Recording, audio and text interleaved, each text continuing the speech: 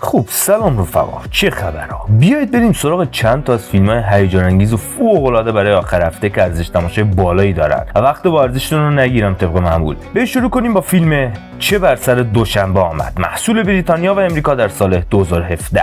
بدون اسپویل بگم، فرض کنید تو دنیا هستید که داشتن بچه دوم حکم اعدام داره. حالا یه پدر بزرگ رو می‌بینیم که 7 تا دختر دوقلو رو مخفیانه تو خونه بزرگ میکنه و اسم هر کدوم رو گذاشته یکی از روزهای هفته. یه 7 نفر بیرون از خونه نقش یه نفر رو بازی میکنن تا لو نرن. همه چیز به مدت 30 سال عالی پیش میره تا اینکه یه روز دوشنبه از خونه میره بیرون و دیگه بر نمیگرده. حالا خواهرش باید پیداش کنن قبل از اینکه دولت همشون رو بکشه. نسخه دوبله که داره نمره 6 و 8 از 10 رو کسب کرده و تو ژانرهای علمی تخیلی اکشن ماجراجویی هم جا میگیره. رفقا لایک فراموش نشه، خیلی مخلصیم. فیلم بعدی فیلم پیمان، محصول مشترک امریکا و انگلیس در سال 2023. داستان یک گروهبان امریکایی که تو افغانستان زخمی میشه و مترجمش با بدبختی جونش رو نجات میده و تا پایگاه کولش میکنه. وقتی گروهبان میفهمه طالبان دنبال مترجمه و ویزاش هم صادر نشده، شخصا برمیگرده به دل خطر تا دینش رو ادا کنه و نجاتش بده. آیا میتونه یا نه؟ نسخه دوبله بله، فیلم نمره 7.5 از 10 و 89% رضایت مردمی خودش رو به همراه داره و در نهایت هم تو ژانرهای اکشن جنگی جا میگیره.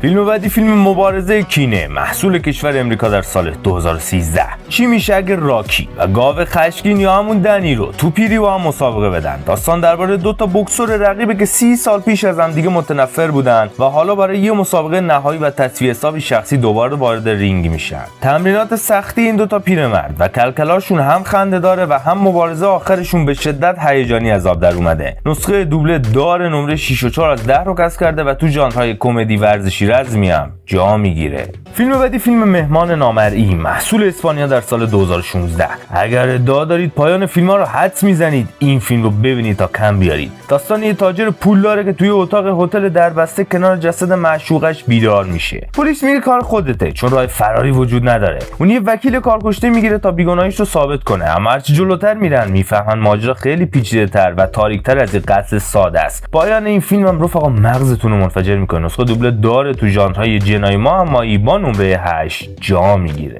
فیلم بعدی فیلم سیاه‌چال‌ها و اژدهایان افتخار در میان دزدان، محصول امریکا و کانادا در سال 2023. یه دزد خوش سر و زبون با یه گروه از آدمای عجیب و غریب دور هم دیگه جمع میشن تا یه عتیقه گم شده رو بدزدن و دخترش رو نجات بدن. اما وسط راه به پست خطرناکترین آدمای ممکن میخورن و نقشه هاشون حسابی به هم میریزه و تبدیل به یه ماجراجویی خنده‌دار و البته اکشن باحال میشه. نسخه دوبله هم بله و پیشنهادش هم میکنم. نمره 72 از 10 و 86% رضایت مردمی خودش رو به همراه داره و تو ژانرهای اکشن فانتزی کمدی هم جا میگیره. فیلم بعدی فیلم جانگل لند، محصول کشورهای امریکا و انگلستان در سال 2019. اگر دنبال فضای زیرزمینی و شرطبندی هستی، این فیلم خوراک خودته. دو تا داداش که وضعیت مالی خرابی دارن مجبورن برای زنده موندن وارد مسابقات بوکس بدون دستکش بشن. اونا باید یه دختر رو به یه رئیس خلافکار تحویل بدن و همزمان توی خشن‌ترین تورنمنت زیرزمینی شرکت کنن. مبارزات این فیلم بدون دستکش واقعی و به شدت دردناکه. نمره 6 و 2 از 10 رو کسب کرده. این فیلم هم دوبله داره و تو ژانرهای ورزشی جنایی رزمی هم جا میگیره. فیلم بعدی فیلم تقدیر، محصول استرالیا در سال 2014.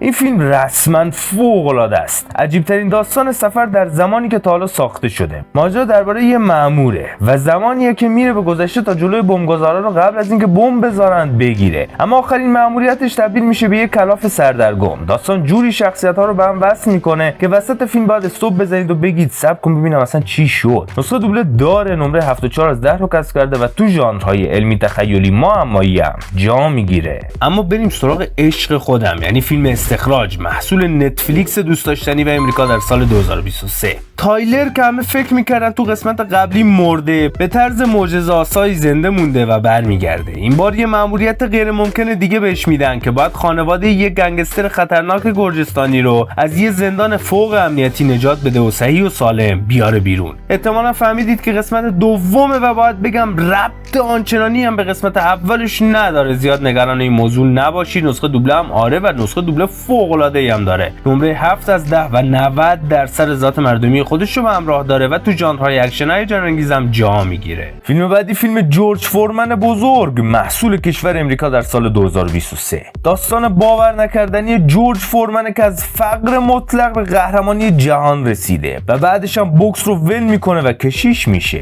و دوباره تو سن 45 سالگی، سنی که همه عصا میگیرن دستشون برمیگرده تا کمربند قهرمانی سنگین وزن جهان رو پس بگیره. اصلا عجیبه فیلمش. نسخه دوبله داره، نمره 6.6 از 10 رو کسب کرده و تو ژانرهای بیوگرافی ورزشی رزمی هم جا میگیره. فیلم بعدی فیلم نفس نکش، محصول امریکا در سال 2016. سه تا دزد جوون با خودشون میگن خونه اون پیرمرد کوره رو بزنیم، اون که نمیبینه، اما بزرگترین اشتباه عمرشون رو میکنن. وقتی وارد خونه میشن و درا قفل میشه، تازه میفهمن این پیرمرد یه کماندو سابق ارتشه که گوشاش از رادار قوی تره. حالا جای شکار و شکارچی عوض میشه. یه تعقیب و گریز وحشتناک تو تاریکی مطلق که واقعا موقع دیدنش جرئت ندارید نفس بکشید. نسخه دوبله داره، تو ژانرهای ترسناک هیجان انگیز با نمره 7.1 جا میگیره. خب بریم سراغ آپدیت سوم، این که این فیلم ها و سریال ها رو از کجا دانلود کنیم. اگر رایگان میخواید برای بحث سایت، برید سراغ سایت فیلم تو مدیا که کافیه سرچ کنید توی گوگل. آدرس های مختلف داره، به صورت رایگان میتونید دانلود کنید، 2 زبانه و بدون حذفیاته. اگر حاضرید اشتراک کمی رو پرداخت کنید، همون سایت های قدیمی همچنان پاورجان، یعنی آوا مووی، دیبا مووی، دیجی مووی و زرفیلم، که از نظر خودم نسبت به بقیه‌شون آوا مووی و زرفین توی بحث سایت بهترن. دیبا مووی گستردگی بیشتری داره